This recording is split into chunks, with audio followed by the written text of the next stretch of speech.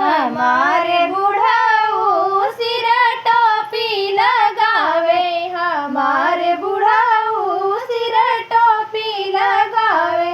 जब हमरे बुढ़ऊ के होइगा बियाहवा, जब हमरे बुढ़ऊ के होइगा बियाहवा, तबही बुढ़ऊ गले पाउडर लगावे, तबही बुढ़ऊ गले पाउडर लगावे। हमारे बुढ़ऊ सिर टोपी लगावे, हमारे बुढ़ऊ सिर टोपी लगावे।